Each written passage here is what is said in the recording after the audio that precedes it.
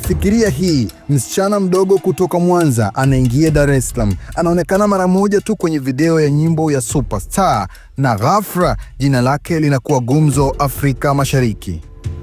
Lakini nyuma ya kamera, siri kubwa, mimba 3 kutoka kwa mtu yule yule ambaye alikuwa tayari ameshamvarisha pete ya uchumba mwanamke maarufu kutokea nchini Uganda.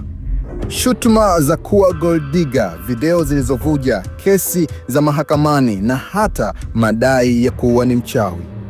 Hamisa Hassan Mobeto alipitia dhoruba hizo zote na leo ameolewa na mchezaji wa Al Ittihad Sports Club anaitwa Aziz Stefan Ki.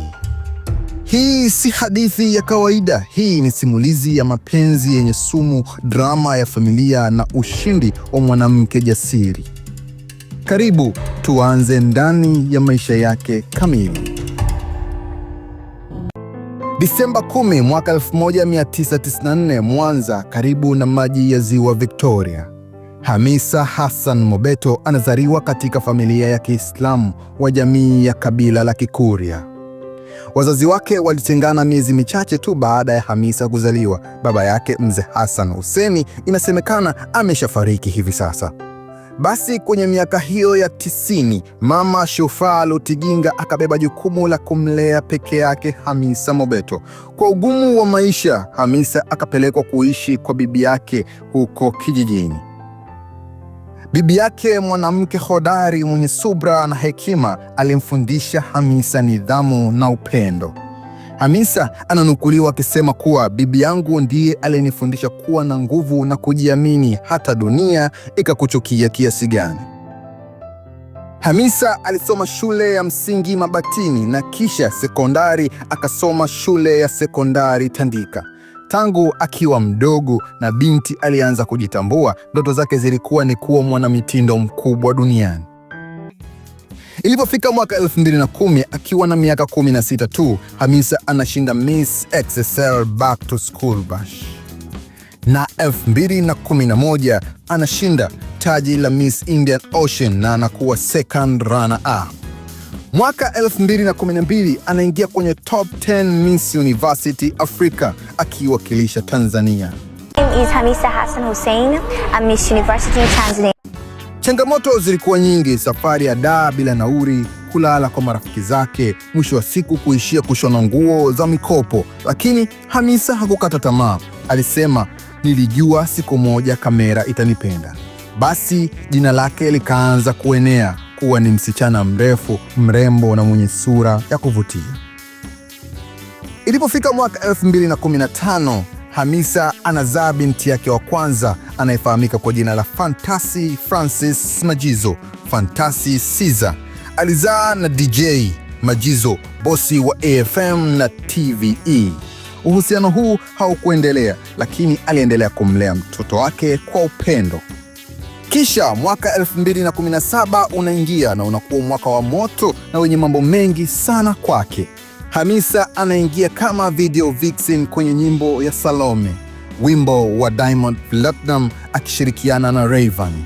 Video inakuwa hits kubwa, lakini siri ilikuwa kubwa zaidi. Wawili hawa walikuwa na uhusiano wa siri. Ilisemekana uhusiano wao ulianza hata kabla ya Diamond na Zari kuwa pamoja. Drama zinazuka. Hamisa anazaa mwanaye wa pili kwa jina la Dylan Abdur Nasib, ambaye baadaye akabadilishwa jina na kuwa Dylan Mobeto. Hamisa aliwahi kusema wazi kwenye interview kuwa Diamond alimtaka Hamisa amzalie mtoto hadi akabeba mimba mara 3 wakati Diamond alikuwa bado yupo na Zari. Na baadaye video za siri zikaja kuvuja. Shutuma zikamwanza Hamisa kuwa yeye ni gold digger, kuwa yeye ni mchawi. Zari alimshambulia Hamisa kwa maneno makali sana, akasema Hamisa anafuata pesa kidogo tu kwa madai ya msaada ya mtoto ambaye si wa Diamond Platnumz. Mahakama zikaanza. Hamisa alienda kumshtaki Diamond Platnumz kuwa hatoi msaada wa mtoto, kwani mahitaji ya mtoto yalikuwa yanagharimu milioni kadhaa kila mwezi. Diamond alimshutumu Hamisa kwa madai ya uongo na defamation ya kumsingizia mtoto. Basi mahakama iliamua kukaa upande wa Diamond katika kesi hiyo mwaka 2017, na Zari akamdhihaki Hamisa hadharani na kwenye mitandao ya kijamii. Hamisa hakukata tamaa. Alisema huyu mtoto ni baraka, si makosa. Nitaipigania haki yake hata kama dunia nzima itamchukia. Drama haikuishia hapo. Hadi hivi karibuni mwaka 2024 kwenda 25, kuna madai Diamond si baba halisi wa Dylan, na kesi ikaishia Hamisa kumbadilisha jina kutoka Dylan Abdur na kuwa Dylan Mobeto. Lakini drama hii haikuishia tu kwa Diamond na Zari pekee, bali iliingia mpaka kwenye familia ya Diamond, nayo ikawa sehemu ya vita dhidi ya Hamisa Mobeto. Kama mama yake Diamond Platnumz, Bi Sandra, mara kadhaa alionekana hadharani akimshambulia Hamisa. Alimuita majina mazito, akasema Hamisa ni chanzo cha kuvunja ndoa iliyokuwa ikikaribia ya mwanaye Diamond Platnumz na Zarina Hassan, yani Zari the Boss Lady. Dada zake Diamond nao hawakuwa nyuma, ila walijiunga wakimdhihaki mitandaoni, wakimuita mchafuzi wa familia. Kila mara Hamisa alipojaribu kudai msaada wa mtoto, familia ya Diamond ikasimama upande wa Diamond na wakisema Hamisa anatafuta pesa tu na mtoto si wa Diamond Platnumz.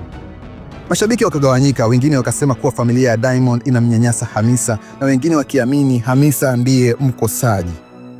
Hamisa akabaki imara, akasema sina tatizo na familia yake, tatizo langu ni haki ya mtoto wangu Dylan. Kwa muda mrefu kila headline za magazeti ikawa na sura tatu tu, huku Diamond, hapa Zari na Hamisa, huku familia ya Diamond na yenyewe ikiongeza moto na maneno machafu na mabaya na shutuma nyingi kumhusu Hamisa. Drama hii ikawa kama sinema ya familia, ikamfanya Hamisa kuwa moja ya majina yanayotajwa zaidi Afrika Mashariki. Ila huyo mwanamke sitaki kumtaja jina, ila mwenye kishajielewa ndio ana matatizo. Unaposema kuna kwa mlaga, kwa unapotaka kwenda kwa mganga niroge mimi na mama yangu na familia yangu, inaonekana wewe ushindi kumua hata mama yangu, kama unawaza mimi eti nikupe nyumba, nikupe nini? Mpigia simu mganga, sio utakia nimroge, sio nipe nyumba, sio ni anioe, sio ni hii. Kwa nataka nikuwe kupitia mganga. Hamisa badala ya kukaa chini na kukata tamaa, Hamisa alijenga empire yake mpya. Nyota yake ikaanza kung'aa, akaanza kupata deals za kutangaza biashara tofauti tofauti, na baadaye akafungua Mobeto Styles Boutique, akaja akafungua Mobeto Kids Corner na Mobeto Music. Na hivi sasa Hamisa amekuwa brand ambassador mkubwa na influencer mwenye wafuasi zaidi ya milioni 12 mtandaoni.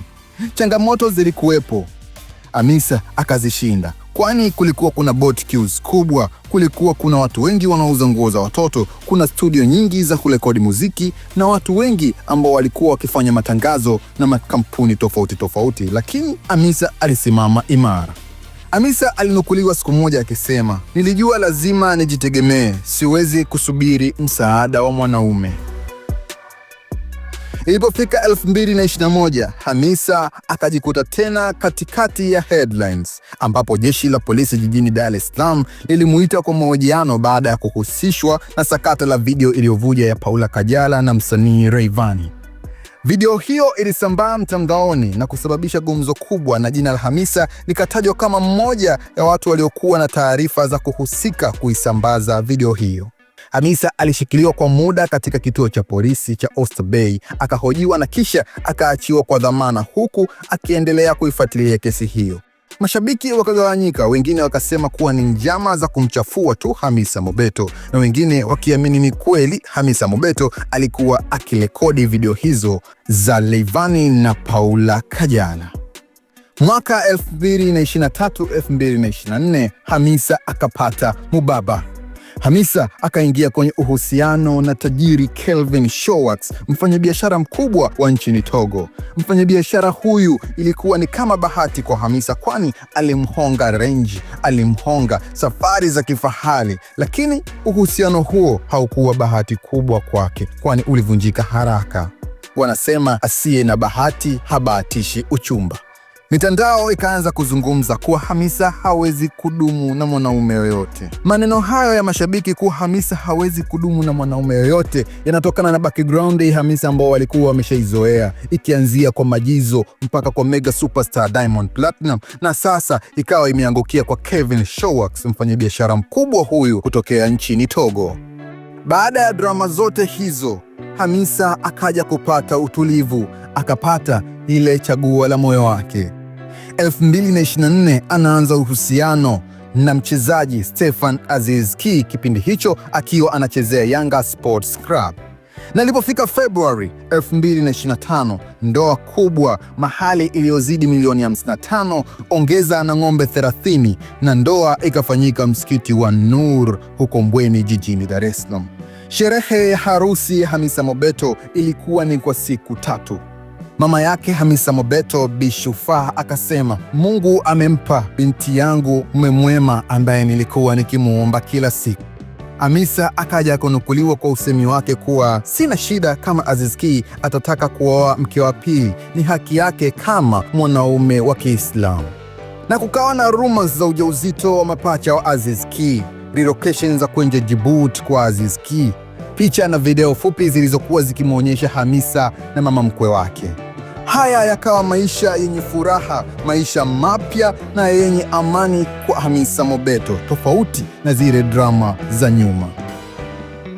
Hamisa Mobeto si tu baby mama, si tu mrembo, si tu mwanamitindo. Yeye ni mama wa Fantasy na Dylan, mfanyabiashara aliyejenga empire yake. Yeye ni ambassador, yeye ni public influencer, yeye ni mwanamke aliyepitia shutuma, mahakama, video zilizovuja na bado akatoboa.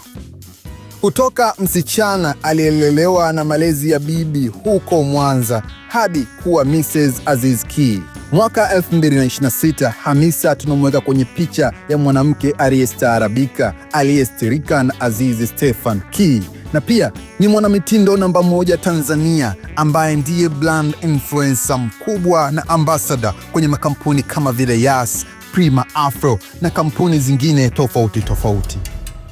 Hadithi ya Hamisa inatuambia kuwa maisha yanapokuletea dhoruba, basi wewe jenga meli yako na usimame imara. Hakuna kukata tamaa. Hamisa alipambana na akashinda. Drama huwa hazimuachi kwa sababu yeye ni mmoja ya celebrity wakubwa nchini Tanzania, lakini yeye anaendelea kupambana na maisha yake. Wengi wenu mnanifahamu kama Hamisa Mobeto, mmoja wa wanawake wenye ushawishi mkubwa sana in East Africa. Lakini kabla sijafika hapa nilipo, safari yangu ilianza mbali sana. Asante kwa kusikiliza hadithi hii ndefu na yenye drama nyingi ya Hamisa Hassan Mobeto. Wewe unaona drama gani kubwa zaidi katika maisha yake? Toa maoni yako hapa chini. Ni kuombe wewe usisahau kusubscribe, kulike, kucomment na kushare kwenye channel hii ya Molly Online TV ili kupata matukio mbalimbali na story na hadithi tamu za wasanii.